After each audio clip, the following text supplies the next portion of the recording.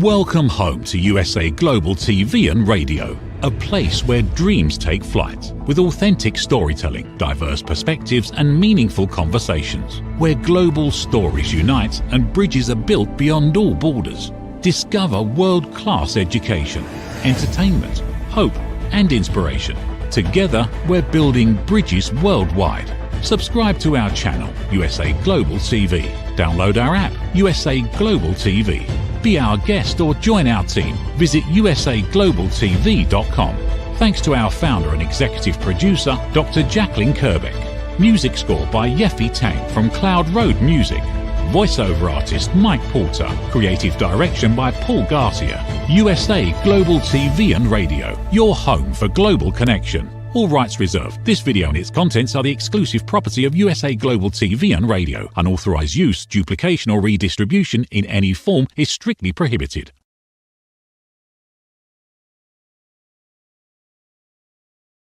Listen, babe, now, listen, babe, now. Listen, babe, now, listen, babe, now. Listen, babe, now, listen, babe, now.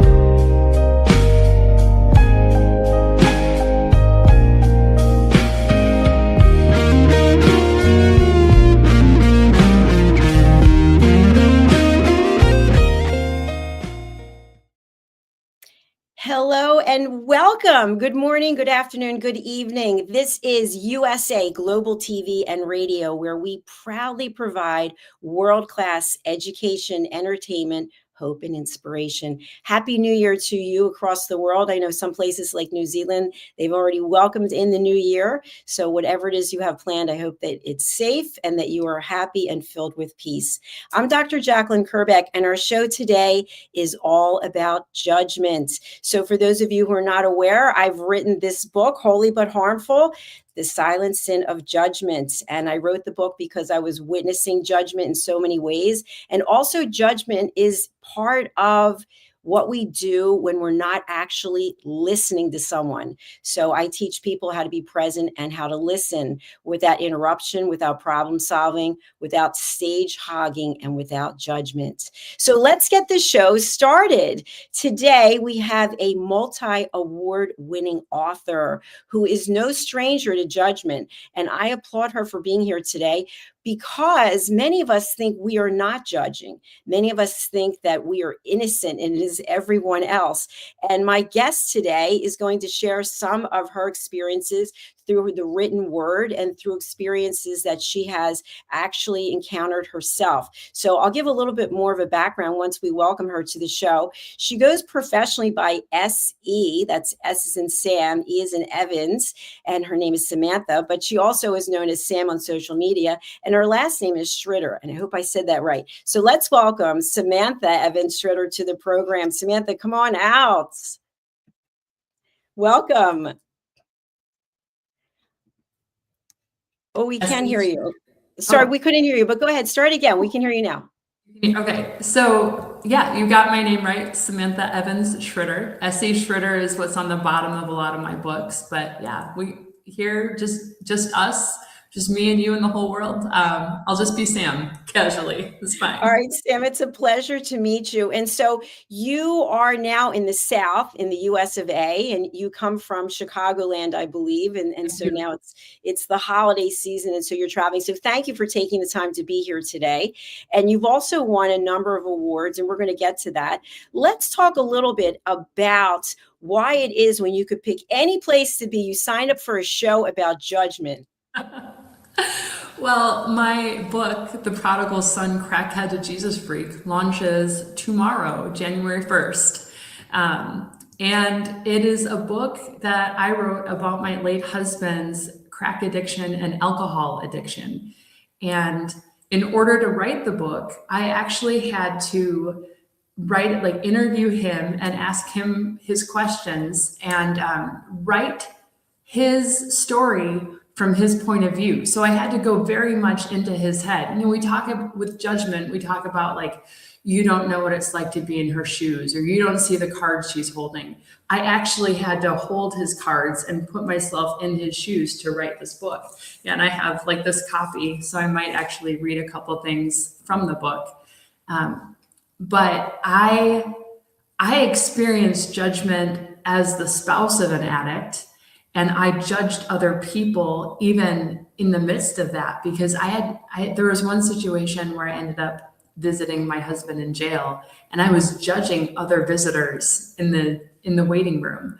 And so when I saw this show about judgment, and it was like great timing with the book release, I was like, oh, this is perfect. This is perfect. So that's why I chose to meet with you, Jacalyn, and I appreciate it. I really appreciate it too. Thank you so much. And it's interesting. I don't like to speak ill of the dead, but I also was married to someone who had problems with alcohol and drugs. So it's interesting that we're here today. The universe brings us together. So in the book that I wrote, Holy But Harmful, I basically was judged for the way that I look, and also because I was told that God didn't know me or love me because I had stopped going to church after my mother died. So I decided, instead of judging back, to just do some research and to really look into it and interview pastors. And I'm a peace ambassador, interview peace ambassadors. And so what came out of this for me was that many times we say things meaning well. We're trying to encourage something or get people to see something from a different perspective. And so we put our spin on it, and basically it's just riddled with judgment. And so I'm wondering, what are your thoughts about the fact that you have this book coming out? You're telling the tell-all, and so maybe there are people out there judging just because you've written the book. What are your thoughts about that? I'm expecting that. I am very spiritual. I'm a hardcore Christian, and I use profanity in the book.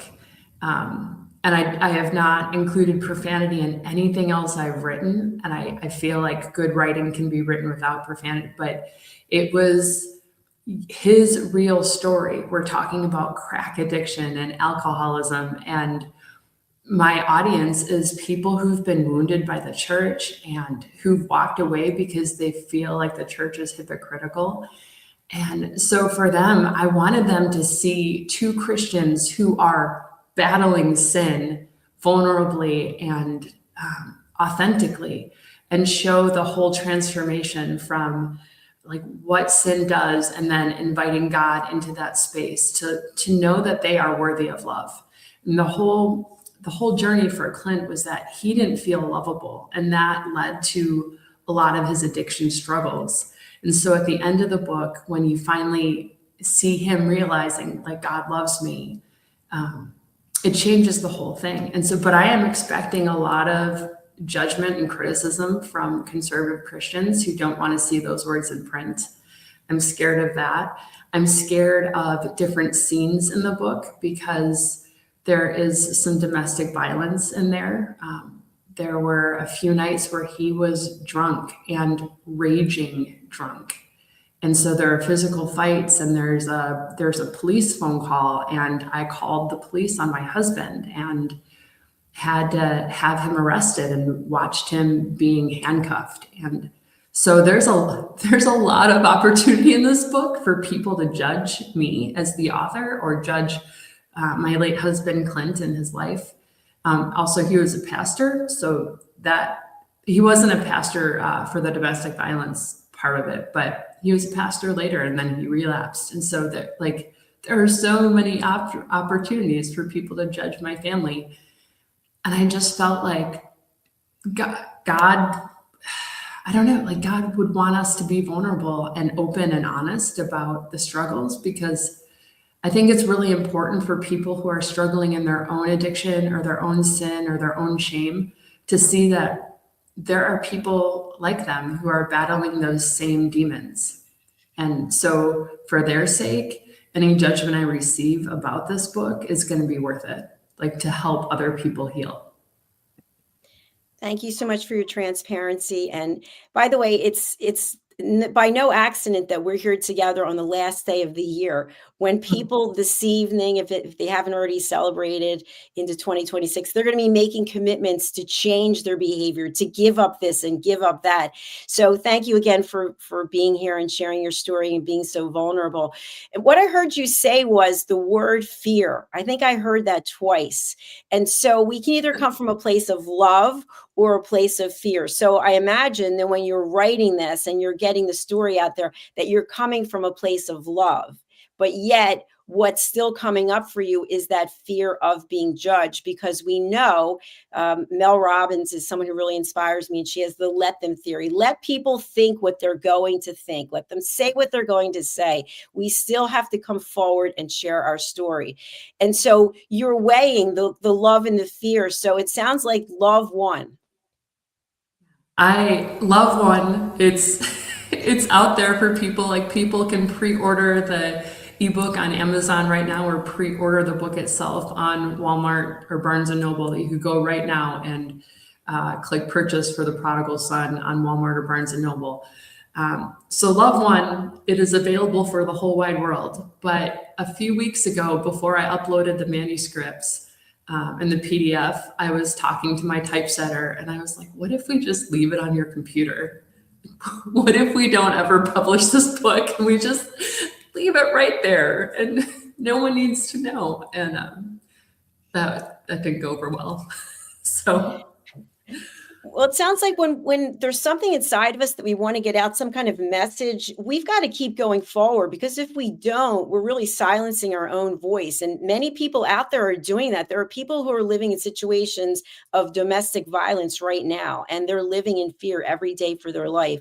So I feel so grateful to be meeting you in this way and learning how brave you are and to get your story out there. So thank you for that. And you mentioned you have the book with you showed us. And so I'd love to have you read a passage, and then let's have a conversation about something that really inspires you to speak from your heart right now. All right. Well, I have a few passages marked. Would you like to hear a story about me judging someone else, me being judged, or pastors setting aside their judgment? You get to pick. Let's have the second one. The second one of me being judged? Yes. Okay. When I lived in a small town, I wrote at Hardee's all the time because it was kind of funny, but that was one of the only restaurants that had a good setup for me to write. And so I would go to Hardee's to write. So that's kind of the setting for the scene. Less than a week after the accident at Hardee's, when I walked past a table where two elderly couples sat, their conversation abruptly ceased. Each of their silver-haired heads jerked up like a choreographed cue from a musical. They fixated their gazes at different places in the room. One woman actually looked at the corner of the ceiling. Disgusted, I stopped and stared at them. I stood there long enough to warn them I knew who they were talking about, long enough to make them uncomfortable and ashamed, long enough to make them feel like idiots for staring at the corner of the ceiling. I thought about saying, "You should be ashamed of yourselves," but I didn't need to. I walked away without a word, humiliated by strangers. I did not recognize those couples. Wow. Okay. So let's get this scene. You're at Hardee's, which, by the way, I haven't heard of Hardee's in so many years. It brings a smile to my face. I'm so glad. So you're there and you see these two people, and in your mind, can you share with us, who do you think they were talking about, or what they were thinking in their mind or saying to each other? It was two couples. It was four people, and they were just people from our community who knew who Pastor Clint was. So the little backstory, the beginning of the book starts with Clint being arrested for a drunk driving accident. He was a pastor who relapsed into alcohol, got in a drunk driving accident.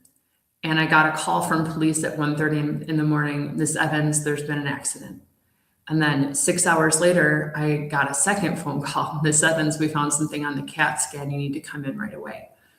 So when they scanned for internal bleeding and broken bones because of the drunk driving accident, they actually found stage 4 cancer. And my life at that moment just felt like Chernobyl, right? Like there's this it exploded.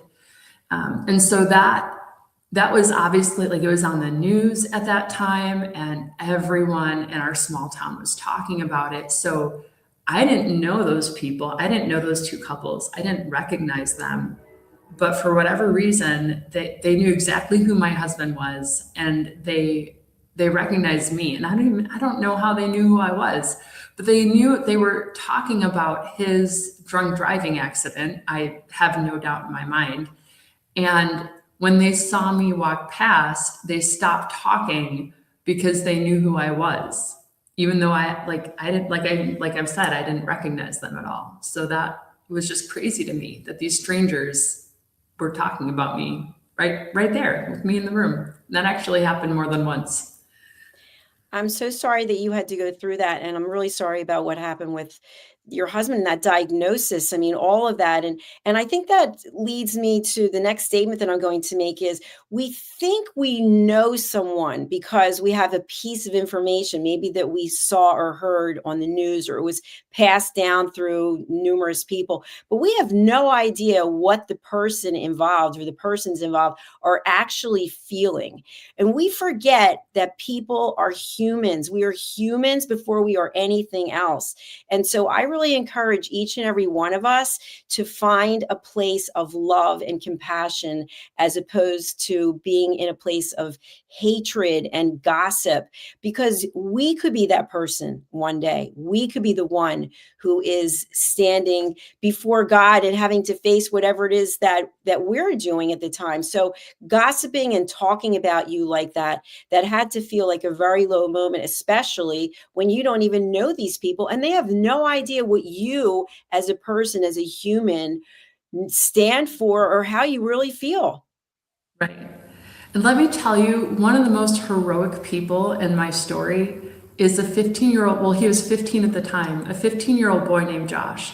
He worked at Hardee's, and I actually lost weight eating there because I would order the Frisco sandwich, with all the carbs, and he would say, lettuce wrap and salad coming right up. And so I would order a low carb combo, and that's what he gave me. So I called Josh my conscience, and we had a joke about that. But this 15-year-old boy helped me lose weight while I was working there. And that morning that I came back from the hospital after the potential cancer diagnosis, which did end up being stage 4 cancer, but we didn't know for sure at the time. I walked through the doors, and this teenage boy was like, "Wow, Sam, you look terrible." And I was like, "Thank you, Josh. You have a way with words." And he blushed and he said, "No, I'm sorry." And I said, "My husband was arrested for drunk driving last night, and he might have cancer." And that 15-year-old boy looked at me and he said, "My dad's been in jail." And he took his wallet out of his back pocket and he paid for my meal. And I'm going to cry, just even thinking about it. There was no judgment from him at all. There was no condemnation. There was only understanding and sympathy and empathy and service. Let me serve you. Let me help you. Let me do what I can for you. And that boy, he took, like I said, he took his wallet out of his pocket and he paid for my meal. And we had this whole joke about do you want a side salad or fries? And he asked me that question, and I couldn't decide if I wanted to be healthy or eat the carbs.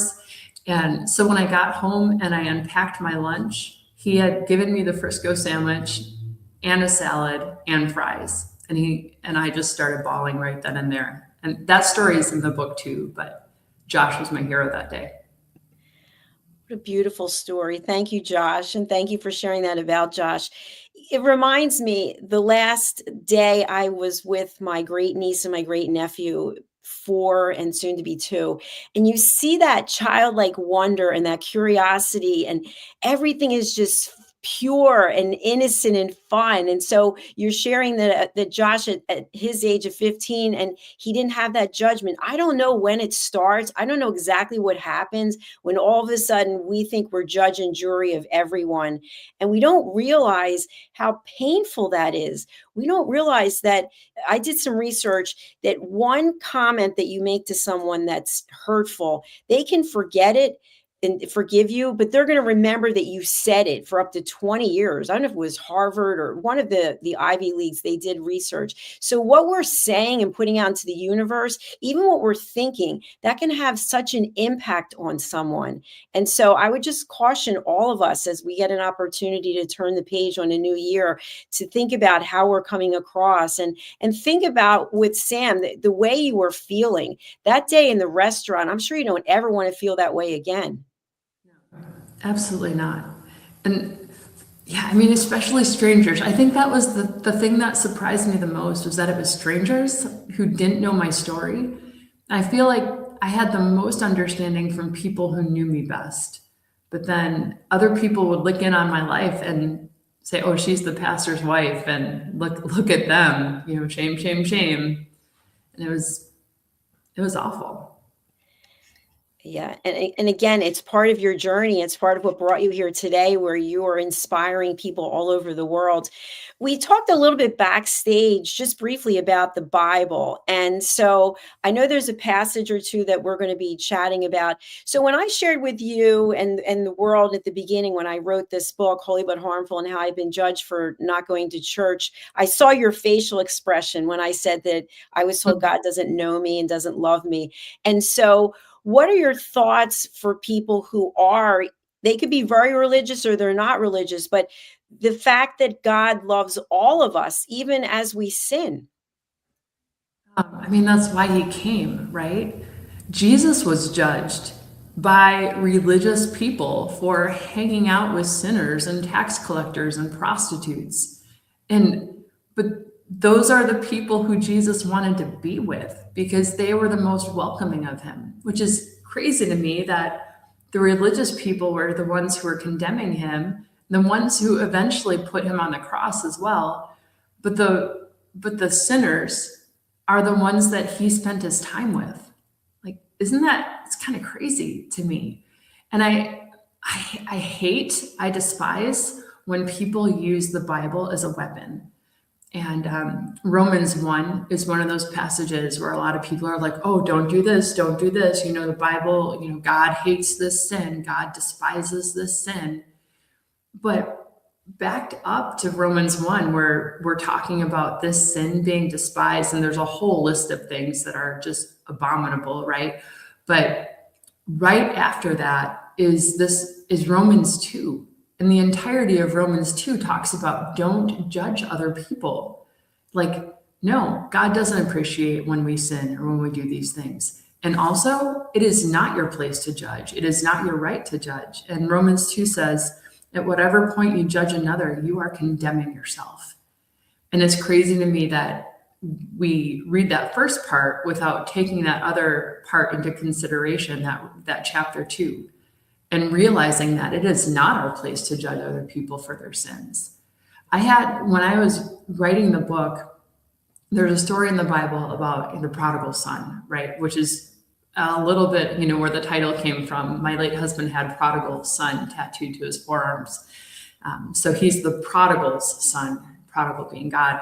But in that story, everyone focuses on the son who squanders the wealth and then he runs back to his father. The elder son is so judgmental, and he's like, man, like, he wasted his money. He doesn't deserve to come back. There's a party being thrown for him. We don't even know if that elder son goes into the party. I am or was the elder son. Like, that is my struggle. Like, you don't deserve this. Or before I understood Clint's heart about addiction and what he was going through, I would say things like, or just think things, right? Like, oh, if she just stopped wasting her money on drugs and, you know, put that toward a college education, or if she just, you know, stopped doing drugs and she took better care of her kids, blah, blah, blah. And writing that story from his perspective changed my entire understanding of addiction and what people are going through. There's actually a scene in there that I wrote about being like a drowning scene, feeling like you are drowning, and then comparing that to addiction and what that feels like. And it's pretty intense when you understand that the addict loses their choices. They don't, it's not just like, oh, we're choosing to do drugs. Like the drugs start to think for them. The drugs start to make decisions for them. And the drugs and the person are two different entities, but I feel like the addict is chained to the addiction, if that makes sense. It absolutely does. And I thank you for sharing that, because first of all, when you were talking about Romans 1, Romans 2, it brings up something that I teach people, which is before we speak, is it kind? Is it necessary? And is it true? And the truth part is what is coming up for me as an analogy, because we can take a situation and we only share or act on part of it. And the other part, we just, oh, that doesn't apply to me. I'm not going to actually take that in. And so with what you shared, we can easily sit and judge other people, but at the same time, we don't realize what we're actually doing to ourselves. And so putting yourself in someone else's shoes and imagining what it must be like, that takes real work. And that's somebody who has high emotional intelligence, in my opinion. That's you. And Thank so I you. really honor you for that, because people are so quick to just dismiss and label, oh, he's this, she's that. Oh, talking about people instead of saying, wait a minute, that's a human being. That's a person. Let's try to understand, what is that person going through? Let's show some compassion and empathy, and let's try to assist, at least by not judging the person and telling our version of the truth. I mean, so my story about when I judged someone else is when, 2 days after the accident, I was allowed to go to the jail and visit my late husband in jail. And well, he wasn't my late husband at the time. I hope people understand that. But I mean, imagine a rom-com scene with a woman who is just totally out of her element. So I walked in dressed nicely and just prepared to treat people respectfully and be present.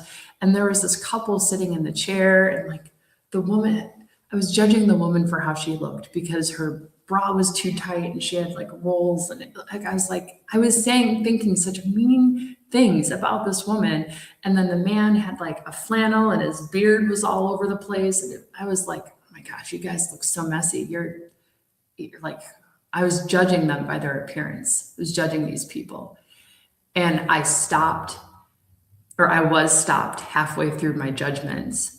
And I had this awful realization that we are in the same place for the same reason at the same time. We are both visiting someone that we loved in jail. And that thought changed me, possibly forever, because I was no longer like on the outside looking in at these people, these dirty people, right? I was in the same dirty situation myself. And like I said, life-changing and life-altering. That is so profound. And I really appreciate the fact that you shared that, because sometimes we tell ourselves a story. Oh, even though I'm here, I'm not like we talk to ourselves and we rationalize things. But the fact that you had that, I'm going to say, epiphany at that moment. Yes. So when you say that it probably changed you forever, what do you mean by that? It knocked my pride down. It knocked me off my high horse. It humbled me. I mean, however you want to say that, it put me on the same level as the people I was in the room with, the same level as the people I was judging. They are no different than me. They are no worse than me. I am no better than those two people sitting there. And all of a sudden we were seeing life from the same angle rather than me looking down on them. And so it kind of made you in some way connected. Did you Yes. have a conversation with them at all? Not much of one. It was just like, hey, who are you here to visit? Oh, I'm here to see my nephew. So it was the man who was visiting his nephew, and then the woman was his girlfriend, I think. And she didn't go into the room. And then I said, yeah, I'm here visiting my husband. is not a statement I ever wanted to say. I am here visiting my husband in jail, like that. Other people in the world have to say that, and it's horrible. It's really hard to be in that space. There's so much shame connected to that. But the man was so casual about, like, who are you here to see? My husband, and it was just like, he was so kind and gentle, and there was no judgment on his face at all because he was in the same place. So I think go ahead. Yeah, I'm sorry. I was going to say, I can imagine that as a little girl with curiosity and childlike wonder, when you were growing up, you never imagined that you would be there that day doing what you were doing. You couldn't have fathomed that. No, absolutely not. There's no way. I mean, that first day when I had to go to the hospital, it was a Sunday morning. So my late husband was supposed to be preaching that morning, and instead he was in the hospital, and then they were going to be arresting him from the hospital and taking him to jail. And when I had to call someone to watch the kids, I called my friend Erin immediately. She had dealt with a heroin addiction in her past and overcome it. And people who've been in it don't judge the same way other people do. So I called Erin and I said, Clint was in an accident. I think alcohol was involved. I have to go to the hospital. She said, bring the kids. And that was the phone call. That was it. And people who are there, they get it. They get how hard it is. And I think that's the struggle for a lot of people who look down on other people, or who are looking, I call it looking with a telescope, looking in on someone with a type telescope and micromanaging through a type telescope, because you can't see it, and you don't know what you don't know, but you think you know. And so you make these judgments about people based on what you think you know, but there's so many pieces missing in those situations. Absolutely. And I think it also comes back to having a heart filled with love as opposed to fear. Because I think that's sometimes why people judge and why people gossip, because they're afraid of what they don't know, but they don't want to take the time to ask the question in a respectful way. They'd rather just talk behind your back. And so that's kind of a fun thing to do, right? Stir the pot, create some drama. Oh, it's New Year's Eve tonight. Who can we talk about? Right. So make us feel better about ourselves. Yeah, exactly. And so I want to also talk about your writing, because from what I understand, you've made contributions to more than 40 books. Is that true? It is. A lot of those were books that I would write like a chapter of. So 19 of those books were testimonies where I would interview someone and then write his or her story from first person. And actually that helped with with writing The Prodigal Son, because I interviewed multiple addicts and they told me what it was like to struggle with their addiction. So even interviewing them helped me interview my late husband later. And I was able to ask him more detailed questions that kind of correlated to things I'd learned over the years. So that's where a lot of those came into play. And I've written some devotionals, and I wrote a book called Love Letters to Miscarriage Moms that won a Golden Scroll Award for Christian Book of the Year in 2023.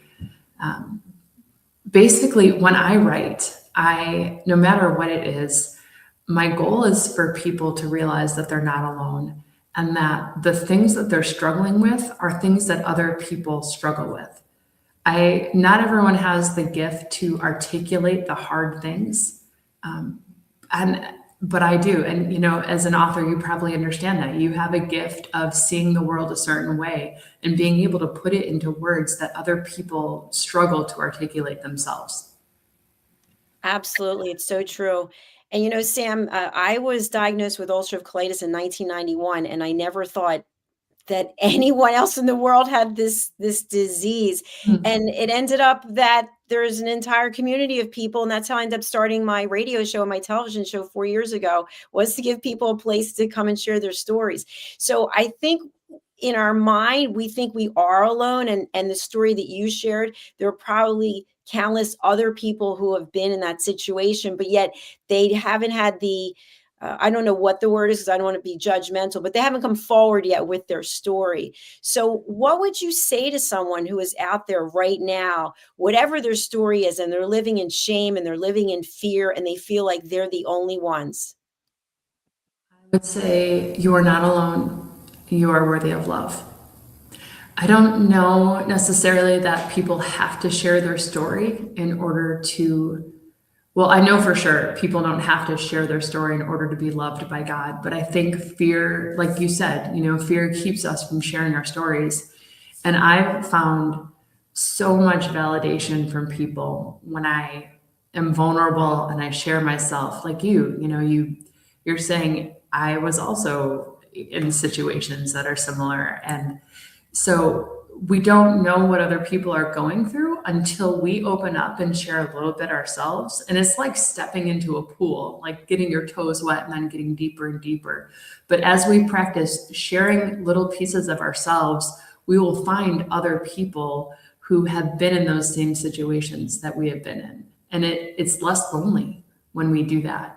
So if you're able to share, if you're brave enough to share, go ahead, because you're going to find the people in your life who know more than you realize and understand what you're going through more than you realize, and maybe have some wisdom to share with you.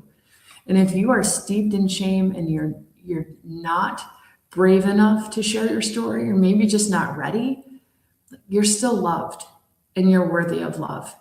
And nothing you can ever do will make God love you less. Absolutely beautiful. Thank you for that. And so I want to wrap up with this, that when someone feels comfortable coming forward with their story, as you have, you are anticipating judgments. You are putting it out to the world. Yes, you may judge me for writing this book. So what would you share with people about how to anticipate and possibly deal with being judged? My story is not their story, and they don't know what I'm going through. So the people who are going to judge me are the ones that don't understand. And there's actually a scene in the book, I didn't mark it, so I don't want to spend any time looking for it, but Clint talked about, just let them judge you, let them judge, because it's people with small minds, and you challenge their thinking. You don't fit in their box, and that scares them. And so his response to that was, let them judge you. Like, what does it matter? Their opinion doesn't matter. If they're judging you, then they don't understand anyway.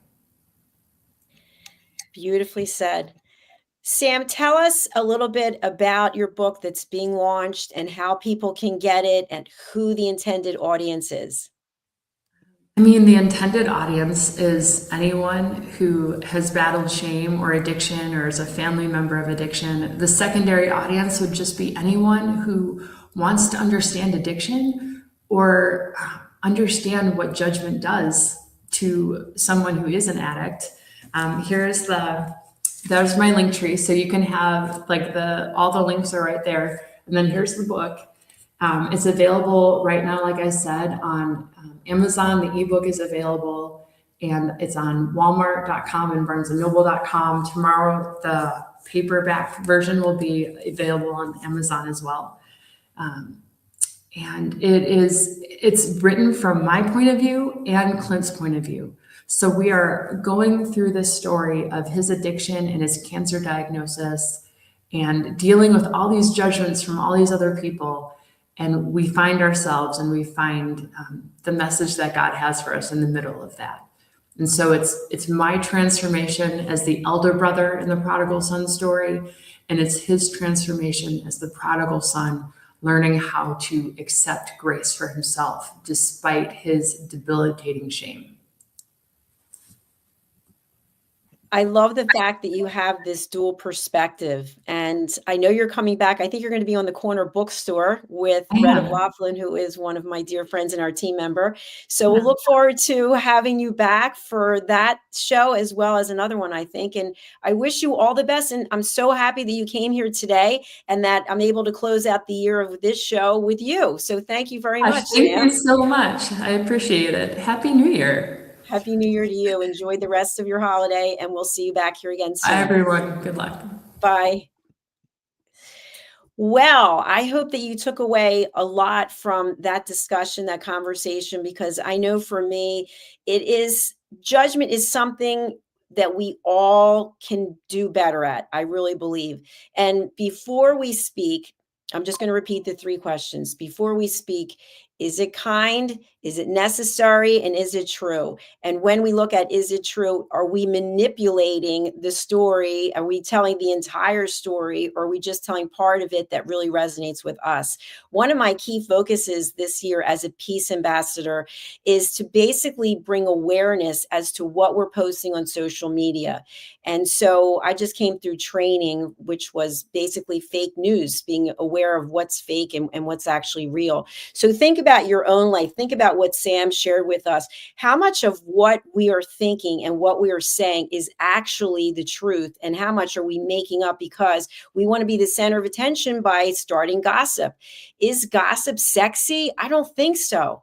Listen, I've gossiped in my life. I'm not saying I haven't, but I'm making every step this minute on to not gossip and to not put things out into the world that are not kind, that are not necessary, and that are definitely true from the full perspective, not just how we want people to see us and what really resonates with us, whether it's true or not.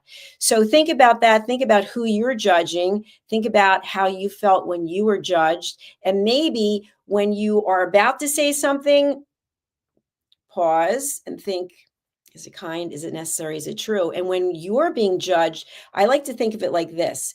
When you come back at the person with something, you're actually what I call stepping into the fire.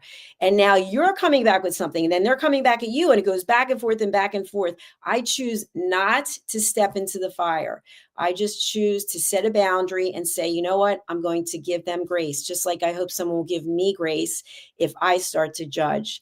So with that in mind, I wish you a very happy 2026. I thank all of you who have been here with us broadcasting. We are closing out our third official year. We started January 15th, 2022. So we'll be celebrating our fourth anniversary. And if you'd like to be a guest, go over to our website. It's usaglobaltv.com, and you can book your session there. Thank you for listening. Thank you for watching. Thank you for subscribing. Please go and do buy Sam's book. You have all the information in the show notes. All right, we're off for now, and we'll be back shortly. Thank you. Is it true? Is it kind? Is it necessary? In a world quick to judge, one book dares to reveal the hidden cost of silence. Discover holy but harmful, The Silent Sin of Judgment, How Hidden Judgments Destroy Relationships and Damage Lives by Dr. Jacalyn Kerbeck. The Amazon #1 bestseller that's transforming the way we understand ourselves and the way we see others. Pick up the companion workbook to uncover your own hidden judgments and learn how to break free from them. Available now on Amazon and at fine bookstores worldwide. USA Global TV and Radio proudly presents Tracy Cram Perkins, a dementia caregiving survivor teaching how to balance care with peace of mind. #1 resource for dementia caregivers. It's the book Dementia Home Care: How to Prepare Before, During, and After. Over 17,000 copies sold of this must-have guide. And now a testimonial from Tracy Smith. If I was to describe this book to someone who is going through a similar situation, I would underscore how important it is to have some sort of a tool or a guidebook to help you through certain stages. And there's so many, it's such an unknown topic to the average person. And to have this as a reference is essential. It's going to help you get through it personally, as well as help your loved one manage. To learn more, go to TracyCramPerkins.com. Tracy Cram Perkins is an award-winning author. She's also the host of Dementia Home Care television show. Watch it here on USA Global TV and Radio.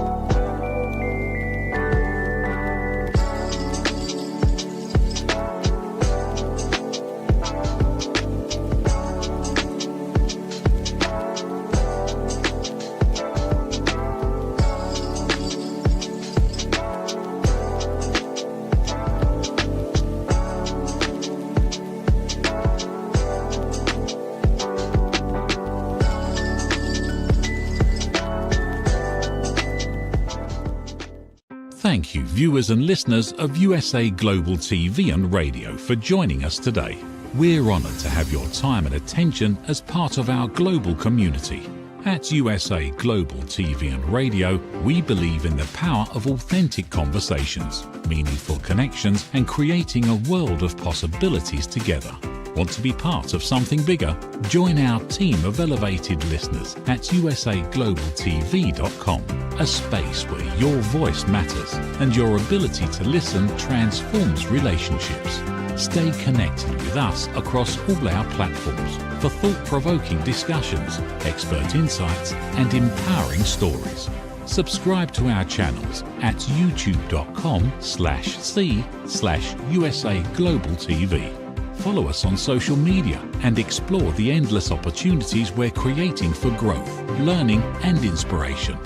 Together, we're not just broadcasting, we're building bridges and changing lives one conversation at a time. For inquiries, contact us at info@usaglobaltv.com.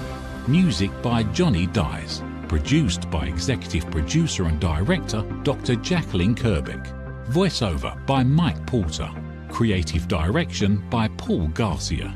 All rights reserved. Copyright 2025. Visit usaglobaltv.com to view our full terms and conditions.